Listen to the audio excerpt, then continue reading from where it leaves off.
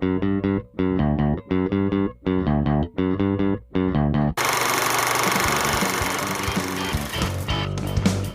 to Film Strip. These podcasts are spoiler-filled as we discuss the plots, characters, and themes of the films in review. All content used or discussed in these podcast episodes is the property of the respective owners and used under the Fair Use Act, Section 504, C2, Title 17. Welcome to Film Strip. I'm Jay. I'm Ron. I'm Lindsey. And this is our review of Howard the Duck, starring Leah Thompson, Jeffrey Jones, Tim Robbins, Ed Gale, Jordan Prentice, Tim Rose, Steve Sleep, Peter Baird, Mary Wells, Lisa Sturzan, and Chip Zien. Directed by Willard Huyck. Released in 1986 on a $37 million budget. Somehow this made $38 million at the box office. So this came up in an after-recording discussion from our March Madness show on Duck Soup. I think, Lindsey, you were the one that just threw out randomly, we should do Howard the Duck. What gives? This is only actually the second time I've seen it, but I remember the first time I saw it, I was an adult, and it was so weird. The guy I was dating at the time loved it. He grew up watching it, which is mind-blowing to me that children watched this movie. But he was like, no, you've never seen it. This is crazy. We got to watch it. So we watched it. And I was like, this is the most insane movie I've ever seen. And I'm a changed person because of it. And I hadn't seen it since, and I was like, "That was a weird movie. It feels on brand for us. So I think we should do it." So the newest person on the show already knows the brand, everybody. So just so you know, I think it's funny that you compared this to a movie that changed your life, like the way people talk about Passion of the Christ. But we'll get there. I can go ahead and say now, I'll out myself, I was one of the children that saw this in theaters with my whole freaking family in 1986. My parents had no idea what was going in. I don't even remember asking to go see it. It was just one of those, we saw that big duck poster cutout thing sitting in the movie theater lobby and was like, oh, that looks like it's fun. George Lucas, isn't that Star Wars? Sure. And we just walked right into that. And I know I taped it off of like a free Showtime weekend or one of those sometime, and I had it on a VHS cassette with like two other movies that I liked, but it was the thing that was in the middle. So I always felt like I had to kind of get around Howard the Duck somewhere along the way. But I won't lie and say that there wasn't part of me as a 10-year-old that wasn't completely and totally enthralled with the Leah Thompson parts of this movie. The rest of it, I don't know that I really hooked into, but I'm one of the children that did see it growing up. Now, Ron, what about you? I remember seeing it growing up as well. Not when it was first out, of course, but it was definitely one of those, well, I've already seen all of the episodes of G.I. Joe that I can find in this video store, so let's grab this thing, because there's a giant duck on it.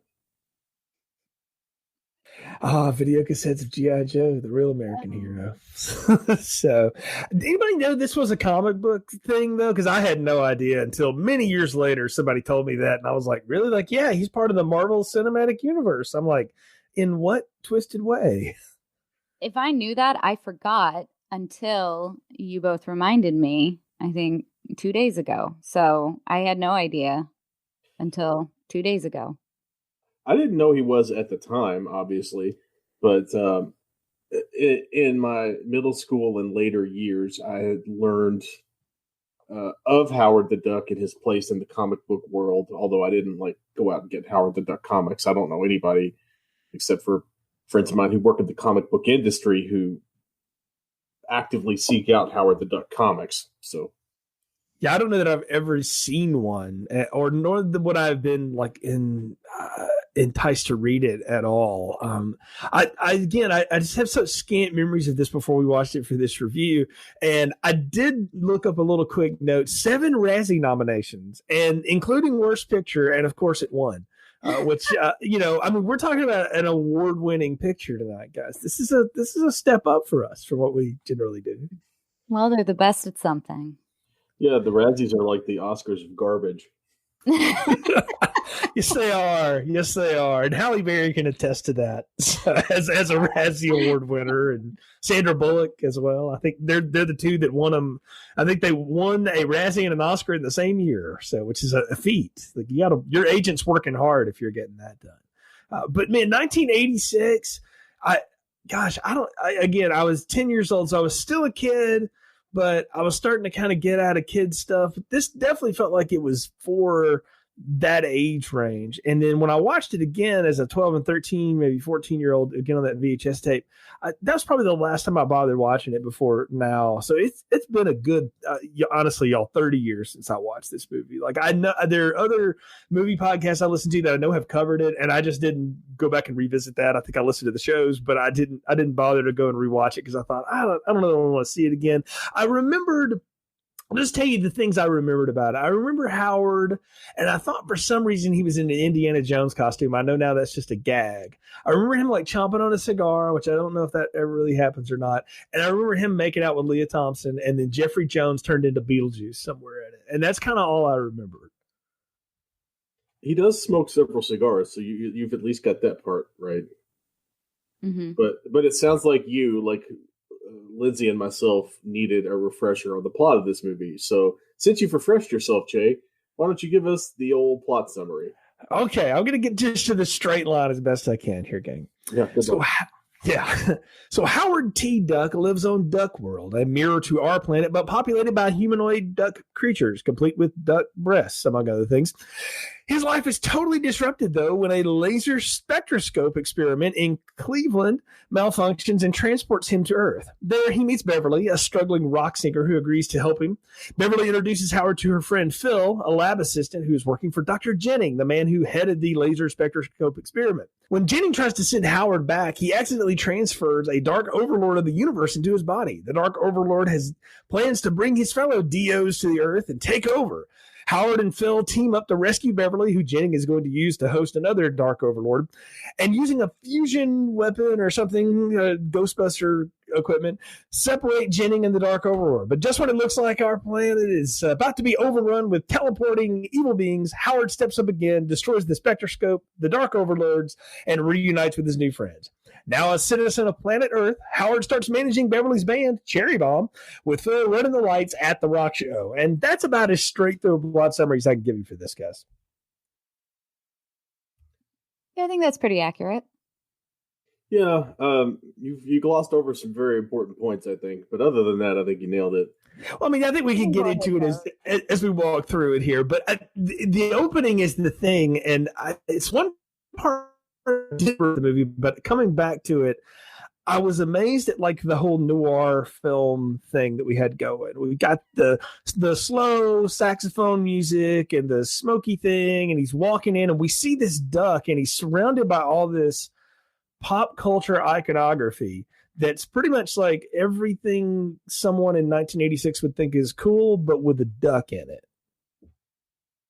Yeah, it was an entire opening of puns, basically. So we have May Nest. I don't know if you noticed that poster in the background. W.C. Powell. Yep. Howard T. Duck lives in Marshington, D.C. I wrote a few Splash Dance. There was a Splash Dance one. Yep. It was inundated with stuff like that. I mean, the set dresser did a great job, but it was almost a little much. Hopefully that's what they were going for. Yeah, one of the things I know they made a specific point of, especially in the opening, was to cram as many duck puns as you could into the thing to establish effectively that this is basically Earth but with ducks instead of people. And then once they've established it, they have to beat that duck horse to death. Yes. And I think we just need to talk about it right now because I dropped it in the plot summary, but these are not ducks the way we know them. These are humanoid ducks because these ducks have features that normal ducks don't have, particularly the lady ducks. And they get put on prime display. And I want to remind everybody, this was a PG movie in 1986. In 1986, the MPA had about as much a stick up its ass as it ever would for anything. And how in the world this is a PG movie escapes me, because it's not like they're just round shapes. We get full on, like, I'm not trying to be gross, like red nipple, the whole bit. Like, what is up with this?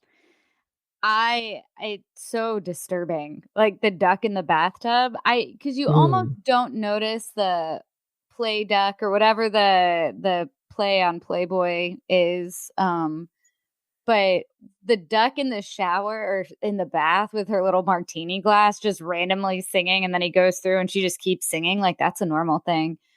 I had to rewind it a couple times because I missed like what happened. There were so many parts where I was like, that doesn't make sense. I need to rewind it and see if I missed something. And I didn't miss anything. It was just a really confusing intro.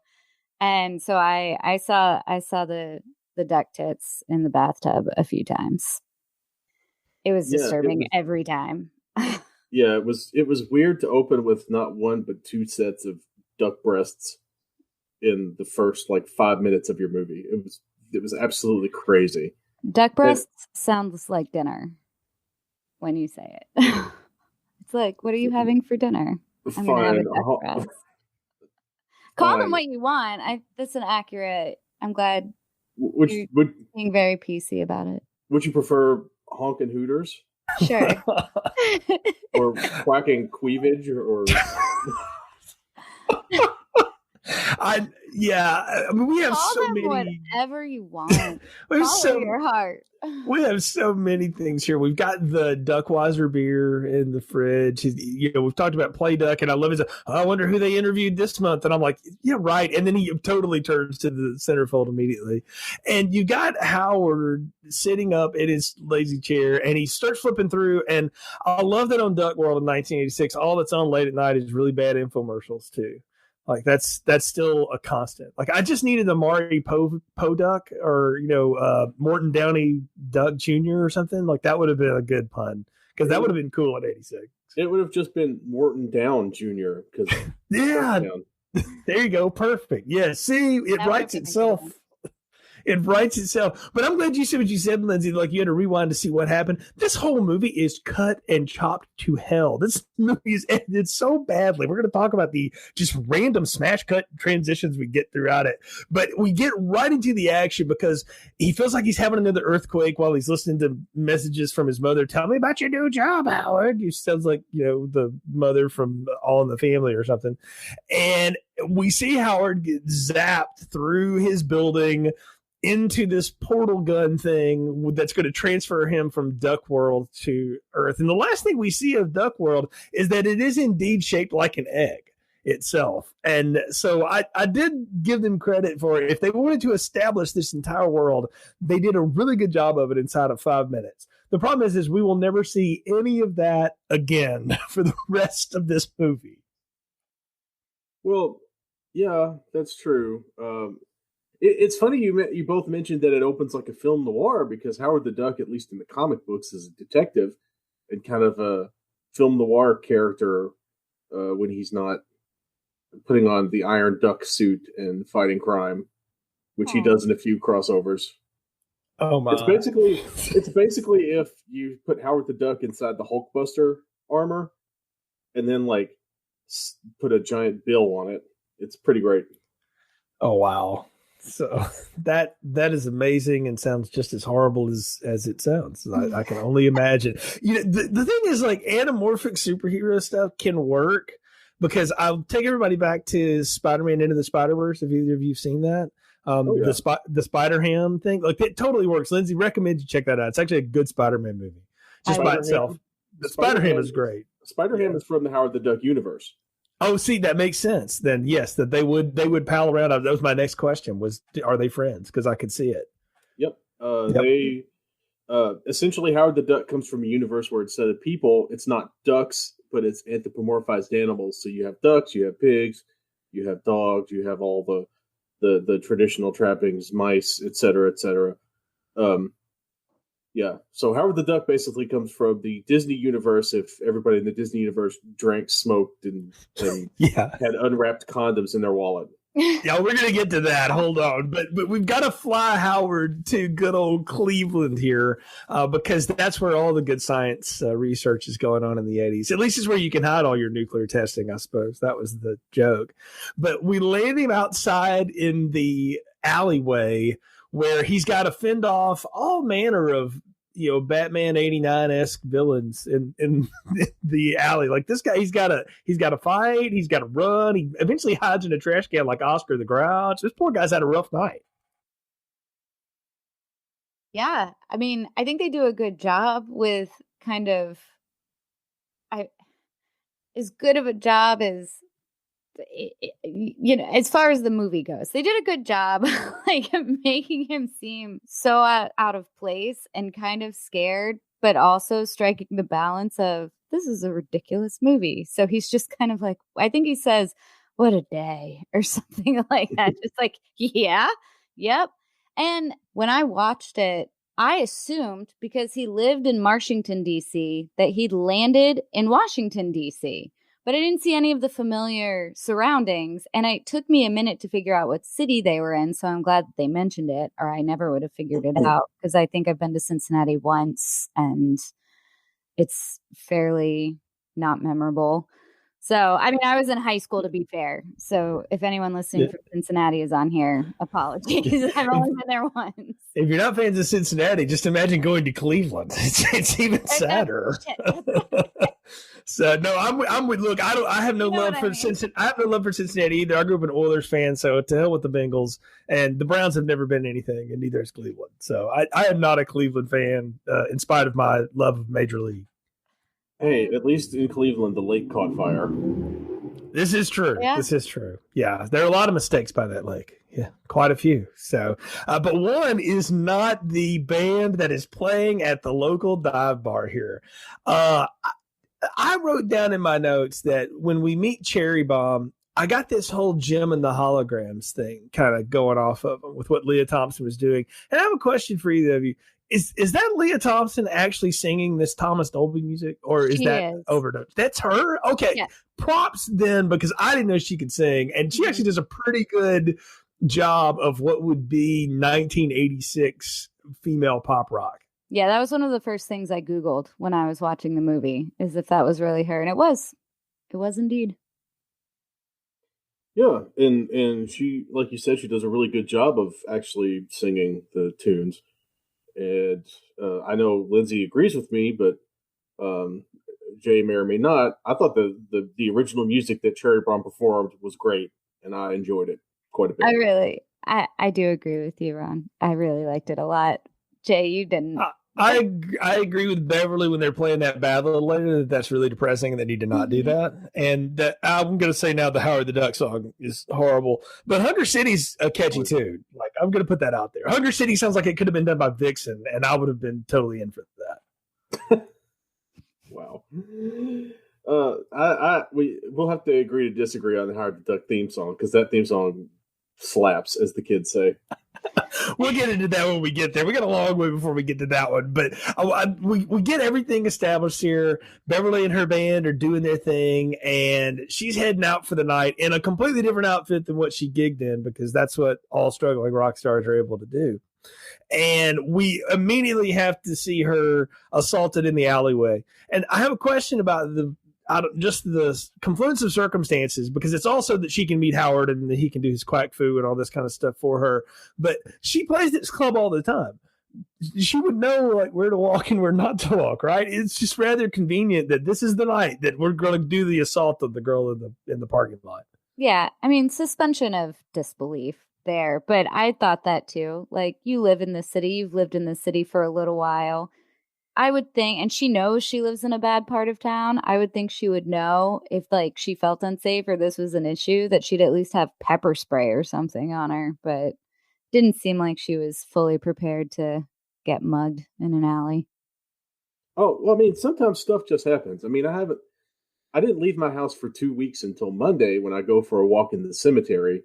And when I'm on my way back home, the first thing I do is run into a guy strung out on heroin who proceeds to follow me the block and a half to my house, trying to talk to me. and definitely not obeying proper social distancing rules. So, I mean, I live in a fairly safe. I live in a fairly safe neighborhood, but I live in a very active neighborhood where basically you get a lot of panhandlers and weirdos, and it's a, there's a pizza place that sells drugs across the street from my house, that keeps their drug use quiet. To be fair to them, but sometimes people just show up and accost you in places where normally you are not used to being accosted. So that's not such a stretch to me because I live in the center of the city. And so this is fair. I have not lived in large cities very much at all. This is like 2 years of living in a place the size of where I live now. I've always lived in small towns, so it's different for me. Ron, your story, though, transported me. I felt like I was reading the beginning of a Faulkner chapter because that sets up very much like one. I came out of my house after 2 weeks and bumped into a junkie who walked alongside of me next to the pizza place. It's just, I was going there. You transported me out of this bad movie and into something much more interesting. Like Faulkner, I love a good complex sentence. Indeed. So don't we all? I mean, the semicolon is our friend. But okay, so we haven't talked much about it. The puppetry work on Howard, I'll give this movie a compliment for what it was in 1986. I mean, clearly it's a person in a suit and all that kind of stuff. But when they're moving him around and articulating him and everything, it's pretty good. They did a really good job of matching up the voice work with it and stuff. I was impressed with at least the artistry there. Well, here's the thing. Here's the most impressive thing about that. So they started out with one Howard, and then as they filmed the movie, Industrial Light and Magic, who did the special effects, continued to work on Howard to give him more articulation, to give him eyebrows. I mean, the thing where later in the movie when he's having sexual chemistry with Leah Thompson and his feathers stand up on his head, that took them like 3 months to figure out how to do. So the one thing you can say about this movie is they worked very hard to make Howard the Duck look facially as realistic as possible. And it's interesting you pointed out how well they matched the mouth movement to the voice. They didn't cast Chip Zien until after the movie had been finished filming. So my understanding is his dialogue was completely ADR'd.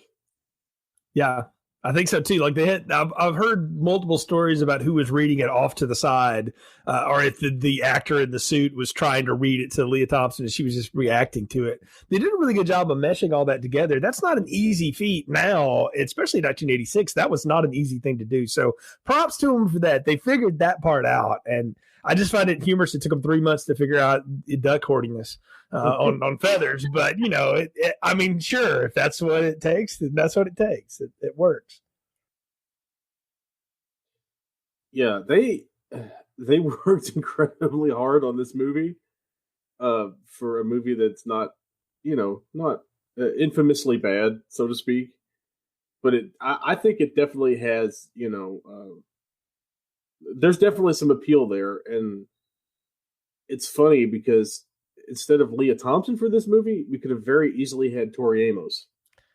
That would have been such a darker, different place, at least from what I know of Tori Amos. Not as an actress, maybe, but I just can't imagine that at all. Wow. Maybe like Cyndi Lauper or something. That would have probably been too much. But what about Phoebe Cates? She was another one who auditioned for.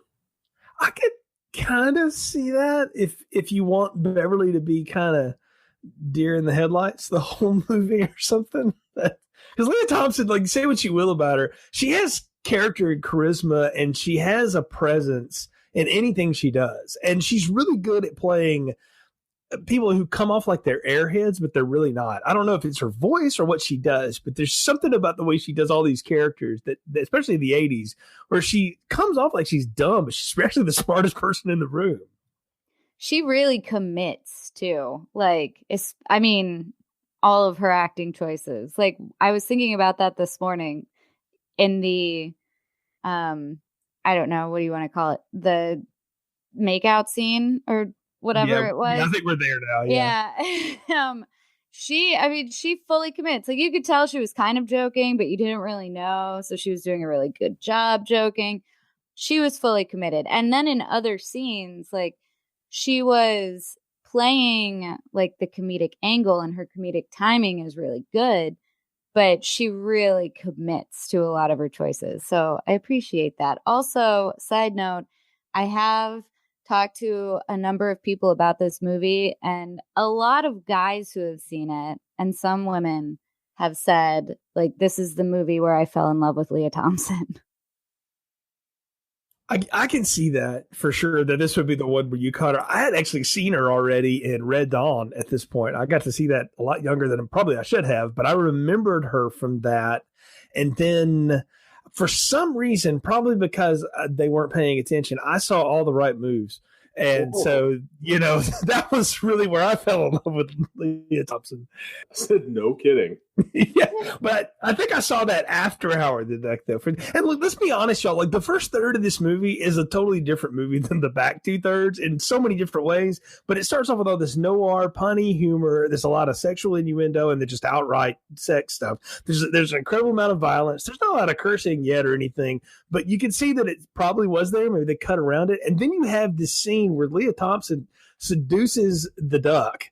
And she does so by stripping down to like the skimpiest thing you could possibly get away with in a PG movie, I want to say. She had just gotten out of the shower. She was getting ready for bed or something, to be fair. She didn't like strip down. She had a robe on. She took the robe off seductively and said, "Get over here, ducky." I mean... That's whether she was playing with him or not. That was, I mean, that just went into places I didn't know we were going to go. And do I remember this? Was there not a lot more making out? Like, it seems like just a peck on the bill, and then all of a sudden, here comes everybody else. I saw that. I thought that too. So when that scene popped up, I was like, "Oh man, here it comes!" Because I thought I remembered there being more shadow work behind that screen. And I guess there wasn't, because I tried to use the interwebs to figure that out. Like, was this scene cut? Am I crazy? Maybe it's just because it's been 10 or 11 years since I've seen it. And so I remember it being a much bigger deal than it was, but I was expecting more. Yeah, I was expecting more too. I think I even texted about it thinking I thought there was a lot more action between Beverly and Howard. Granted, I'm slightly relieved that there wasn't more action between the two of them. Yes, because Disney's Robin Hood was bad enough to kickstart a generation of furries. I guarantee you, Howard the Duck has kickstarted another generation of weirdos. Oh, there's like a whole channel dedicated to it somewhere on the dark side of the internet. Sure there's like plenty of Rule 43 or whatever it is talking about Howard's corkscrew. So something, yeah. There's got to be some of that, but we got to talk about like Beverly meeting him and stuff. And you already dropped it. She's pulling out like the first night she meets him, he just falls asleep at the windowsill, and she's going through his wallet because that's just what you do to people you randomly meet. And his family picture, driver's license, his Mallard card, and then he's got an unwrapped condom in his wallet. And my only thought was like somebody in the production design said nobody's going to know what that is if we leave it in the wrapper. And I'm like, why would you? Would you have to take it out? Because isn't this a kids' movie? I think that they just couldn't figure out a good duck pun for like Trojan. I guess so. Yeah, you must be right. Because I don't know. I just remember looking at that, and I was trying to think back to, did I ask any questions about what that was, or did I already know what that was when I was 10? I can't remember, honestly, y'all. But I just can think now that I'm like, that probably inspired a lot of very uncomfortable conversations on the ride home for a lot of families. And somewhere in the back of my head, I keep reminding myself, this is a kid's movie, and it's PG, and we've got duck condoms in the first 20 minutes. What was that thing she pulled out of his wallet? It was a balloon. Yeah, he carries balloons. He's a clown or something. Maybe they didn't want to go like with the obvious and have like a corn flavored condom or something. I don't know what ducks eat. Come on, man. I don't know what ducks eat either. Yeah, I'm saying a bread. I don't know. Corn white bread, right. Wonder Bread flavor. But all that happens, though. We should say all this happens and leads up to the seduction. After they have like a huge fight and blow up because she takes him to her dumb friend, Phil, Tim Robbins, who at this point wasn't anything. He had been in Top Gun in 2 scenes. Which is always the most amazing thing that a guy that tall would ever be a wizzo in the Navy, but sure.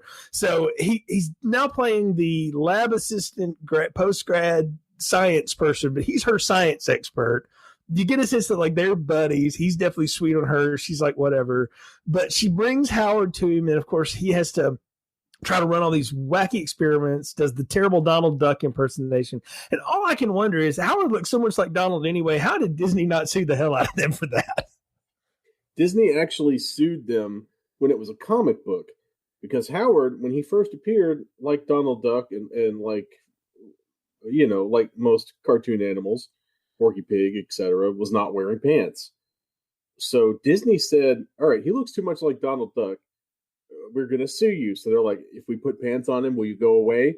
And Disney said yes. So not only did they start putting Howard in pants, they made it a storyline in the comic that a fake Walt Disney who led some sort of parents group, some sort of parent censorship group, led a protest against Howard's constant pantslessness. And in the comic book, the protest is what made him start wearing pants. That is amazing. I mean, in this movie, he's always at least in his cherry boxer shorts at some time or another. And then he's wearing his duck pants. And I think he says he robs the kiddie aisle at the Goodwill for, you know, kind of a wild outfit that he dons for most of the rest of the flick. Well, they'd already spent like 3 months trying to get Howard's hair to stand up on end. You didn't want them to try to make that anatomically correct. No, we didn't need to go there. Well, I did have that question. Where's he getting his clothes? Because he has a number of different outfits in the movie. He does have that comical kitty outfit from the kitty section at the Goodwill. But then he's got a full suit.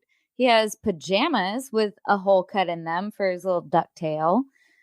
Where is he getting this? I assume Beverly, with all that rock star green she's got and that sweet pad that she lives in. I mean, that was an awesome apartment for a struggling rock singer. Yeah. It's a good loft. I mean, it may have been in the bad part of town, but she's got a ton of square footage. So can't beat that. And she's got great. I mean, she's got like the full 1986, like that keyboard setup and that synthesizer and the sampler and everything up there. That's like $40,000 of recording equipment. That's pretty awesome. I mean, so. And I mean, the guitar that she plays throughout the movie is a Les Paul. Yeah. Is it really? I didn't even notice that. She's put her money into the right things. Yeah. I mean, her stuff is good. The band's stuff, their gear is good. And I kind of got the sense that they were like one of those developmental bands. So like they weren't getting paid a ton of money. They were getting fed something by the record company or whatever sleazebag they were working for to try to get this thing together because he's stringing them along. And they have this huge blow up and fight after the whole Phil incident.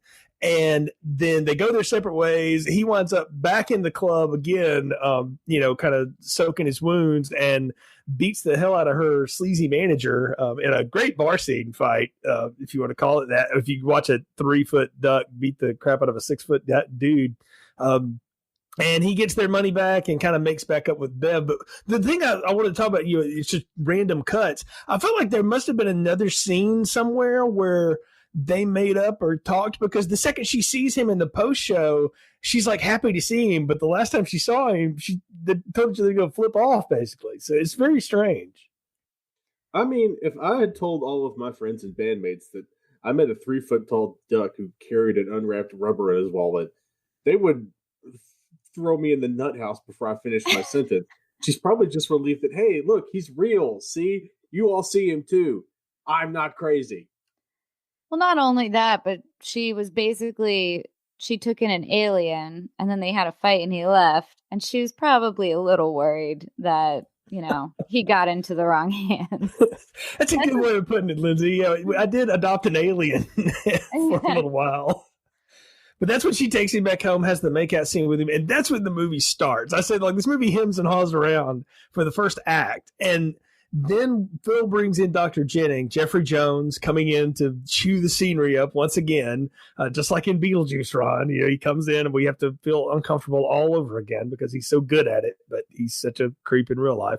And you've got all the scientists. And what I love about these scientists, that unlike the general scientists that are like, we must take it and pull it apart and test it to death, they're legitimately like, hey, we screwed up and accidentally brought you here, but we're pretty sure we can just send you right back. And I was blown away that they were like, yeah, let's just mail the alien back. We don't need it. Well, what's a bigger deal? Chopping up one alien and figuring out he's made of the same duck meat as the ducks on Earth, or establishing a line of trade with a completely different civilization? We're going to have great trade with the duck world. It's going to be the greatest trade. Going to make beautiful trade deals with the duck world. I like to play duck myself. I read it for the articles. Don't be weird. Open borders with Washington, D.C. I mean, why not? I used to say, Men in Black taught us half the people in Congress are aliens anyway. Why not? That's a good point. World, the drug dealers and serial killers over the border.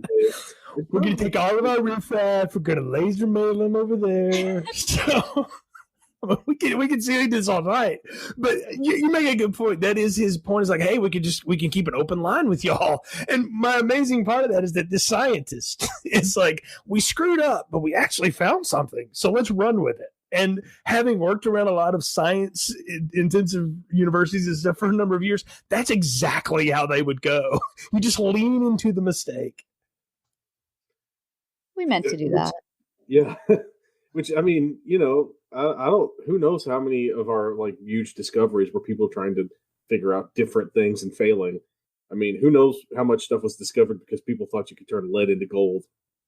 Well, then what were they trying to figure out when they made this movie? That's what I'm trying to get at, because there was an inspiration, but they went completely different from that, because I didn't know it was a comic book after doing research for this movie. And it's apparently he's much harsher in the comic than they made him in the movie. They tried to soften him up, even though he is kind of, still pretty sharp in a lot of this. So I'm just trying to figure out what this is, because it went from being this noir kind of, I don't know, Porky's thing with the duck in the first act to now it's let's get E.T. home in the second act here. We were going to go back and do the laser spectroscope business. I have no idea what they were trying to do.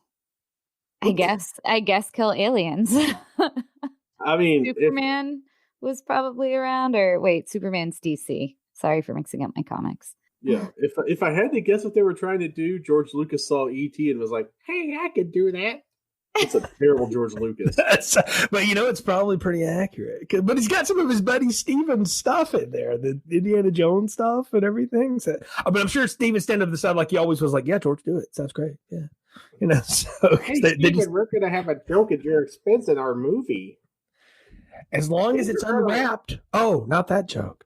So kids are gonna love Howard the Duck. I don't know why I keep doing this voice. George Lucas gets a lot of blame for this, but let's be fair to old George.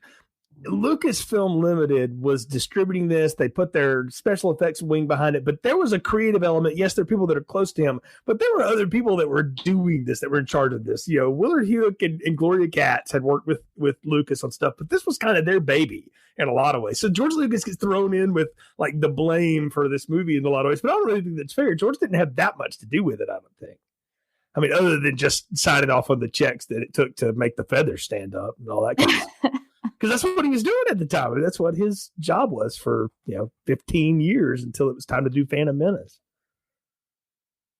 So very strange stuff. We go down to the laser spectroscope company or whatever it is. That's what I was going to ask. Is this a government outfit or is it a company? Because I thought they dropped a line with a name, but I never caught what it was. It is Dynatech, I think, or Dynacorp. Yeah, they're definitely not the government. They're definitely a for-profit company. They're probably a government contractor. Yeah, so I guess this is like if DuPont accidentally created the Toxic Avenger or something. Totally work. Yeah, that would totally work. I could see that. Yeah, completely. But they try to fire the thing again, and obviously Dr. Strangelove, Dr. Jennings, or whatever, is completely inept in doing any of his job. Like, he can build great things, but when it turns time to turn the key, it's going to go bad, and we're going to blow things all to hell. And that's when we introduce the Dark Overlords of the universe. And I got to say, look, I love the Runaways. Cherry Bomb's kind of lame name. Dark Overlords of the universe was the way to go. They should have stuck with that. It's too long, and it sounds more like it should be either a Norwegian black metal, like a Norwegian black metal band, or some sort of like post emo, like Texas is the Reason, that kind of band. Bowling for Soup, something along those lines, maybe. I don't know though. Dark, if you become the Teeth. If you're an all female band though, and you call yourself the Dark Overlords of the Universe, and you play pop music, that's like gold. Like you're completely defying all kinds of stereotypes.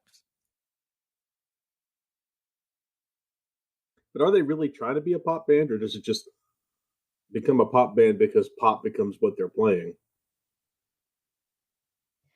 Because to me, it sounded like they were trying to be like a new wave, like a later stage new wave band, which I guess was also pop radio at the time.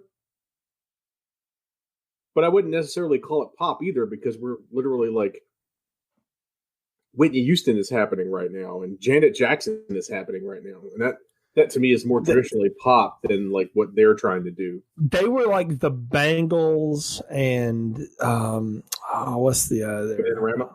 Yeah, Bananarama and then Vixen that I dropped earlier. They were kind of the bridge of those groups, is what I saw, but with more keyboards. Heart, thank you. But when Heart was doing its keyboard and Aquanet phase, that's what this was. Yeah, that works. This was like right before All I Want to Do Is Make Love to You, Heart, but like in that other Heart era when they were Howard Shore was doing all his work and stuff. So yeah, I could buy that, because that's Dolby and Shore. They're kind of the same thing.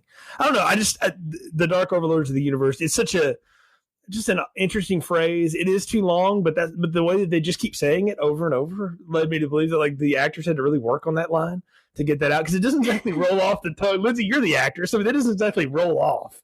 Dark Overlords of the Universe. They really had to enunciate. I'm sure they did vocal warm-ups before all of those scenes. They were probably take 12s. But now you have to guttural it out like Jeffrey Jones does. Except I think they digitally altered his voice as he got progressively more and more monsterized. I was wondering about that. His voice was really good, though, as he got more zombied out or whatever it is. Yeah. That's because the guy who did the voice effects for this is none other than the guy who does the voice for BB-8 and R2-D2 and Wall-E, Ben Burtt. Oh yeah, a genius sound designer, like behind all the cool Star Wars sounds that you've ever known. Yeah, and he's the one who put all the effects behind Jeffrey Jones's voice. I can see that. I gotta say though, Jeffrey Jones does a good job when he becomes electrified Beetlejuice or whatever he's supposed to be. Like really here, like the hair and all the. I mean, they make him real sweaty and gaunt and all this stuff, and he's possessed. And all I could think was when they did make Men in Black many years later, and Vincent D'Onofrio had to play Edgar, that he was borrowing from this. Yep, there was that one moment too where he was like, you know, does the crazy voice or whatever. And he goes, I'm now someone else. And then Bev goes, I think you need some coffee. And I was like, oh, we've been there. I am someone else before I have coffee. And even then, I did like their dynamic a lot. Howard the Duck and Bev. And what was his name? The scientist's name? Jennings. Yes, and Jennings. Where he was like this really crazy dark overlord. And Bev and Howard were just like, that's fine. I mean, when you've flown across the galaxy in a tube of light and or met a 3-foot-tall duck alien, is meeting a Dark Overlord of the Universe who looks like a sweaty pedophile that big of a deal? Yeah, probably not. Yeah, I think in Bev's week, that's probably the third weirdest thing that happened. Like, honestly, like that's, you know, she met an alien, she made out with the alien, and she got a better record deal. Like, you know, he would be fourth at this point. It's not even in the top 3. Yeah, I mean, for the first like 1/3 of the time when he's beginning to transform into the monster, it just looks like he did a bunch of coke, and I'm sure she'd been around those guys quite a bit. Yeah, right. Yeah, that's a good point. Yeah, and when he blows up the whole truck stop diner thing with all of his lightning force powers and stuff like that. You mean Joe Roma's Cajun Sushi? Is that what that is? Okay, wow. That sounds like Cajun Sushi, and they're all dressed in country western outfits. That does sound like a place I've seen in the state that I'm from. So yes, I could totally believe that. So weren't they wearing like the Karate Kid headband things too? Yes. The Japanese, like head wraps, yeah. Yeah, the waitress had on Danielson's wrap. Yeah, you're right. So, and I love how when she's giving the interview to the news, I just had this flash, like I'm talking to a duck, right? So she was on coke. There's no doubt about that. So can we talk about, since we're talking about the diner scene, can we talk about why everyone wants to eat Howard? Yes. What is up with? I mean, I guess it's just the rednecks see a big duck, must eat. Is that it? It's also duck hunting season. How many people are duck hunting in Cleveland? I don't know. It looked like a lot because when they announced duck hunting season on the TV storefront, there were at least 3 gun-toting, hunters. There's a convention in town that they fly through in the little ultralight later on too. They fly through a site, and I'm like, "There's duck hunting in Cleveland. Who knew?" So I mean, I never thought of it either, but they have a lake, Yeah, and I guess if you go outside the Cleveland city limits, there would be. Surely there's somewhere that's not an urban hellscape. Do you know what we needed? We needed Randy Newman to write a song for this scene. That's what we needed. We needed Randy Newman to talk about all the duck hunters in the Cleveland try to come kill my buddy Howard, but the dark overlord to the rescue. That's my Randy Newman, y'all. That's all. Jay Skipworth, ladies and gentlemen. That's all I got. But I mean, we could have had it. I mean, that would have worked at this point. But he does destroy that complete diner. Then he kidnaps Bev and takes off in the tractor trailer. And that's when we get the really gross effects. And I did remember that about this movie, that there was some real grotesque, slimy tongue tentacle things. That thing. Yeah. That he sticks in the cigarette lighter port to get more power, but the car keeps running amazingly. Well, he's not drawing all of it. He's just drawing the 2 volts or whatever. It's just a trickle charge to keep him going. Just a bump, just a little one. He needs a little something to get by, right? Before he's got to go take Beverly. And I love how he tells her what he wants to do. He's like, "I need a human host for the Dark Overlords," and I'm like, if you're the Dark Overlords, why do you need a human host? I also, too, this made me laugh, is when they get to wherever they're going and she's fully passed out in the semi. And I was like, you're sitting next to a dark overlord. But again, we've talked about it. This is the 4th most exciting thing that's happened to her this week. And she just passes out. I think I would do just about everything to not fall asleep next to a crazy person. But nope, she's totally comfortable with it. Maybe she's already burnt out all of those nerve endings in her nervous system. Maybe she's just reached that point of I'm exhausted and I either need a jolt of adrenaline, like I'm in Crank, or I'm just gonna pass out. And so she couldn't find any stimulants. She passed out. I'm going to blame this movie, though, again, for not knowing what it wants to be, because it went from being this noir sex romp thing to this kids movie to now it's a freaking cartoon at the end. And like a lot of cartoons, we take our female character and we just tie her on the railroad tracks and leave her to the side. When we've established her to be somebody who kind of takes charge, knows what she's doing, knows what she wants and stuff. And I hate the fact that they just stick Bev in the corner. That she needed Johnny to come and say, nobody puts Bev in the corner. Aww. No, you're right, and the only reason I could think of that they would have had to have done that was because the guy in the Howard suit, Gale, I believe his name is. Yeah, one of them. Yeah, the main one, Ed Gale. Well, he's the main one. The other guys are puppeteers.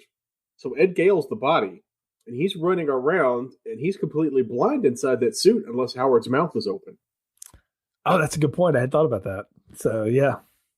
So he's literally essentially he's it's dance choreography for these action scenes, and he's just got to hope he doesn't run over a boom mic operator or a camera guy or the best boy when he's driving that cart around. Okay, before they even get to the cart, though, we got to talk about the ultralight scenes with him and Tim Robbins flying that thing around. I will say that looked really, really good. They did good enough far away shots that you couldn't tell it was a taller person in the duck suit flying with Tim Robbins' stunt double too. And then the insert close-ups, you couldn't tell that was all rear projection in the background. They did a good job batting that together. For 1986, that was well done. I agree with you. I still think it would have been more efficient to steal a cop car, but as far as the scene runners go, it looked great. But if you steal a cop car, you don't get that line. If God had wanted us to fly, he wouldn't have taken away our wings. That's true. That is true. a valid point. Which is another thing that brings up interesting things. Even in alternate universes, the same God exists. That's neat that they laid that out, or that Howard would at least be aware of it in some way. So, but no, we get the good flight scenes. The one part of that I've always remembered is the part where he's Tim Robbins is trying to plug the gas line back in to make the connection.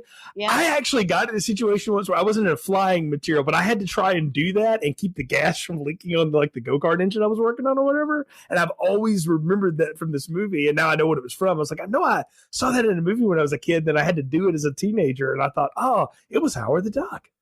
I have never been in that situation. What I can say is that, and again, back to the way the scene was filmed and put together was very good. They do that loop-de-loop in the plane. And all I could think in that moment was, that is my nightmare. Like, I could never, I'm not scared of heights. I'm fine with roller coasters. Doing a barrel roll or a loop-de-loop in a plane or anything like that is terrifying to me, especially an open little flying machine like that. But and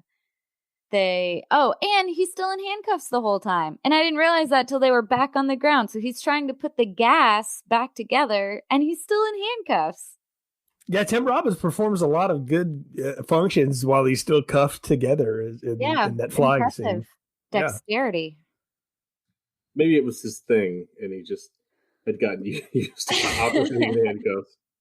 They could, Phil did look rather comfortable in the backseat of that cop car. Like, again, gotta call mom again, or something. Tim Robbins can't play that. This was the part of his career, again, when nobody knew what he could do as an actor, and he just kept doing these little weird, quirky roles. And I thought he was giving it everything he had with what he was given to do. He's not given a lot to do because we'll laser gun nail him and Beverly to the wall, Superman 3 style here at the end.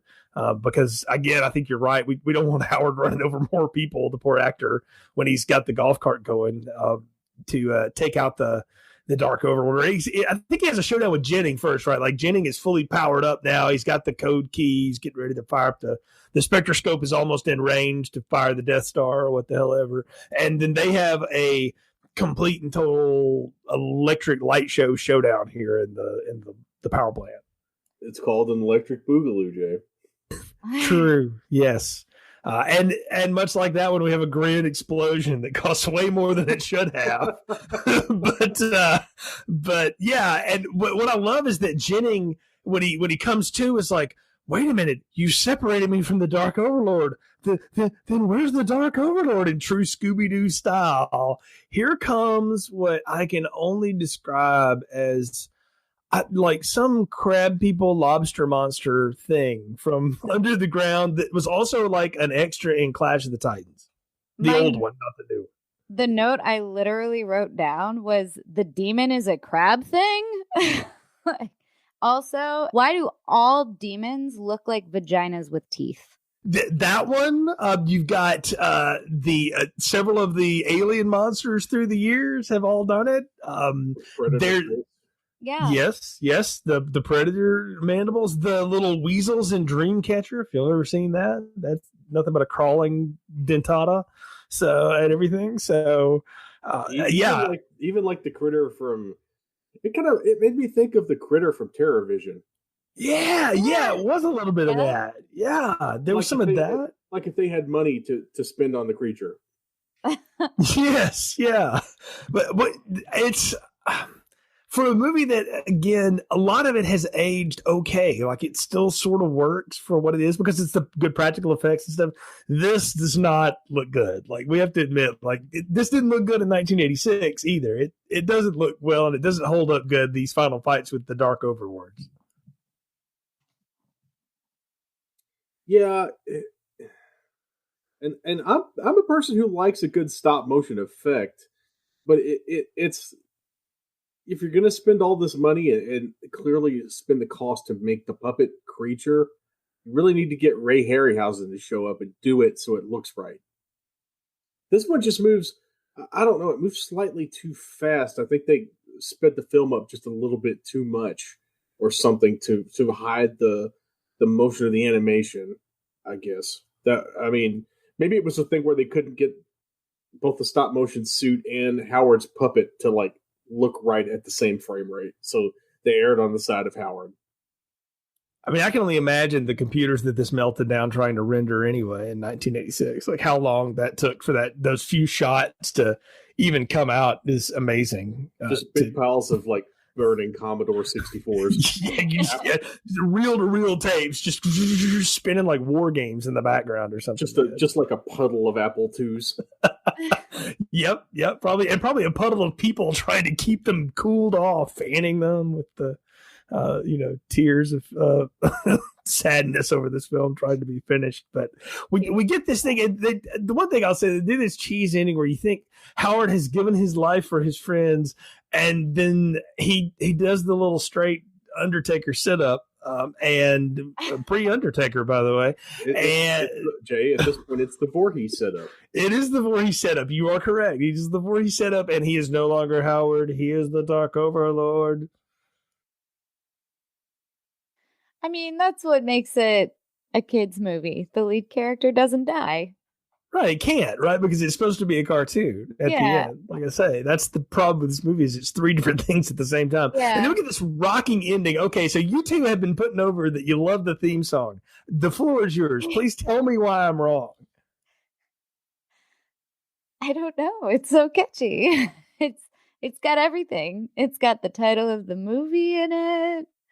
I mean, yeah, I don't know. I've got nothing. I just like it. I mean, a duck. I like how Leah Thompson sings. There's a duck in a suit, and he plays an electric guitar like Marty McFly. Right. Yep. And he even does like the Chuck Berry duck walk, which is because duck. Yes, yeah. One more duck pun. We have to get. He plays with his bill like Eddie Van Halen. Yeah. What's not to like about a rockin' finale where everyone hangs out and like plays electric guitar?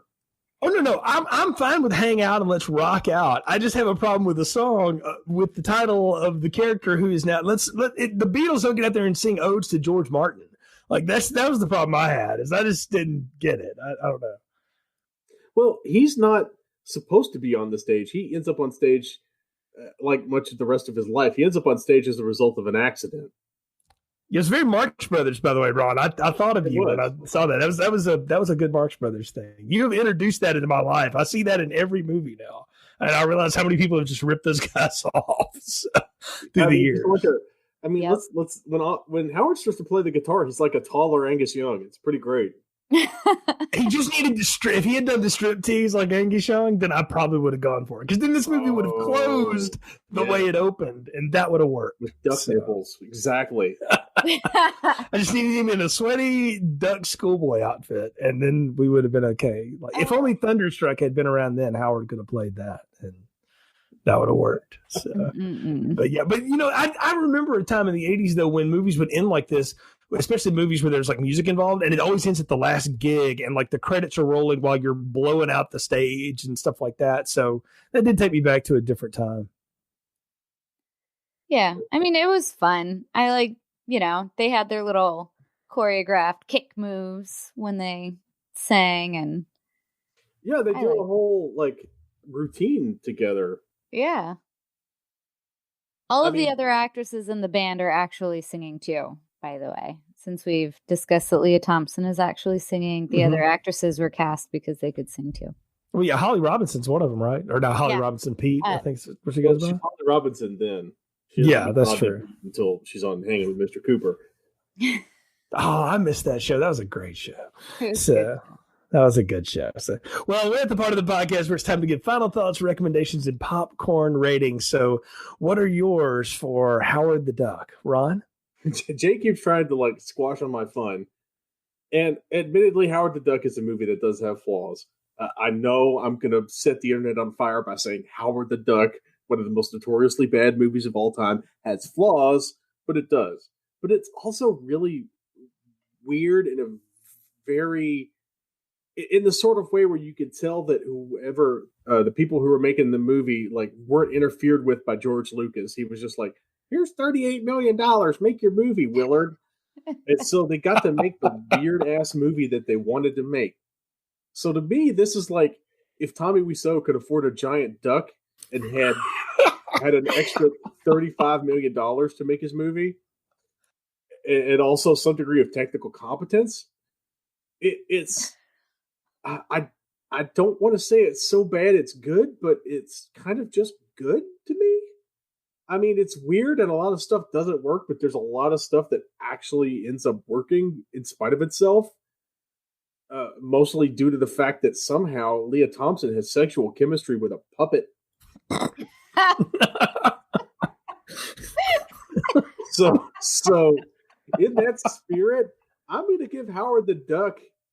I'm going to give Howard the Duck I'm going to do a large popcorn. It's like a dry popcorn, so it's not great popcorn. A little bit burnt, but there's a lot of it. And like, this movie is a little bit weird and a little bit strange, but there's a lot of entertainingly weird stuff that happens.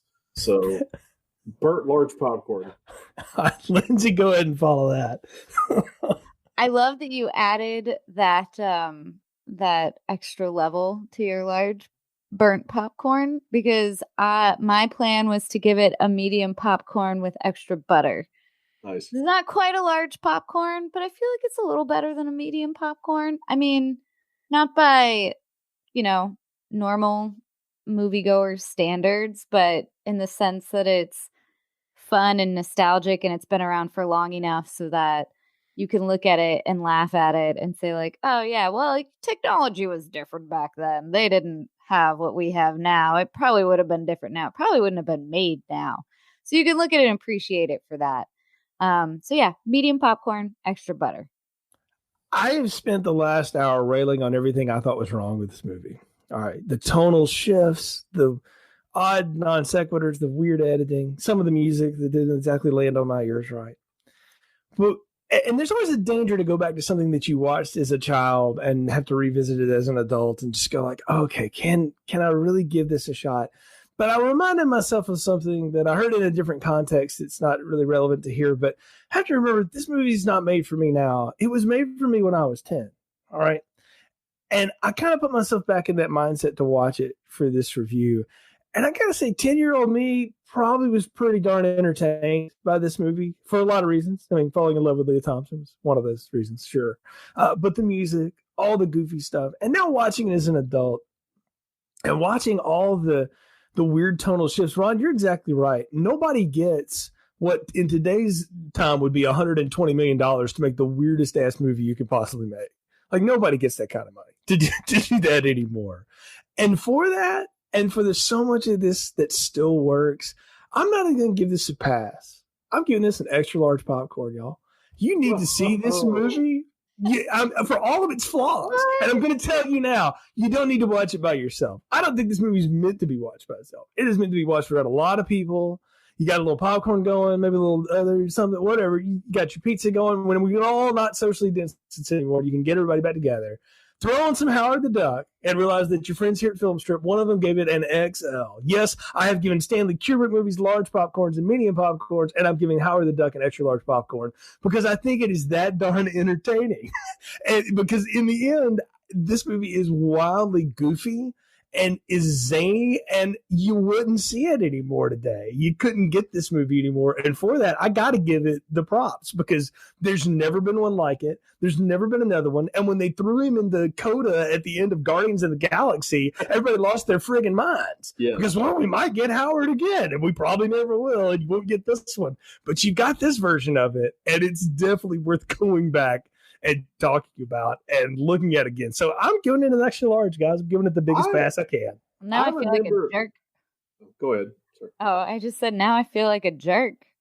Well, I remember when I saw Guardians of the Galaxy in that post-credit sequence, people clapped when Howard the Duck showed up. It's like something that you want to make fun of. Okay, wrestling. We're all three wrestling fans on here. Everybody wants to talk about how stupid the Ultimate Warrior is, but you know what? Go back and watch him. He's awesome. All right. Literally nobody says that. Oh yeah, bunch of marks that like Flippy flying around do, but that dude was a moment. And I feel the same way about Howard the Duck like I do The Ultimate Warrior. You just got to take it for what it was. It was the most 80s possible thing at the most 80s possible time. Yes, and that is this movie. That is this movie completely. So it has been a blast talking about it with you two. What do y'all got going on? How can people follow you on the internet? You can find me on Instagram at Lindsey Luhu, but that's Lindsey LINZ_LU_WHO. And you can find me on Den of Geek. I will have probably just finished up doing Westworld, and I don't know what I will be doing next. So it will be as big a surprise to you when you read it as it was to me when I was told to start watching it. So. Absolutely. And folks, you can find all of our episodes in the podcast archives at filmstrippodcast.com. Got a ton of stuff in the back catalog, gang. We've dropped a lot of it here. We've done the Alien series. We've done the Friday the 13th, Nightmare on Elm Street, Halloween, Hellraiser. We've done Star Wars movies. We've done romantic comedies. We've done serious dramas. We've done musicals, all kinds of stuff back there for you to take a listen to. Well over 200 episodes. And we got a ton more fun ones to come. I mean, we're all recording this right now during our social distancing times and stuff like that. So we all got a little bit more time on our hands than maybe we normally have at home. So we're taking advantage, recording a ton of stuff that you're getting a lot of extra content for us. And we just want you to consume it, share it with other people, tell folks how they can find the show. Follow the show's social media on Twitter and Instagram at FilmStripPod, and also search for Filmstrip Podcast on Facebook and connect with us there. We appreciate your support. So for Ron and Lindsay, I'm Jay. Thank you for listening to Filmstrip. Thank you for listening to Filmstrip. You can find more episodes on our website, filmstrippodcast.com. The Filmstrip theme music is produced and performed by Frozen Lake 121. All content used or discussed in these podcast episodes is the property of the respective owners and used under the Fair Use Act, Section 504, C2, Title 17.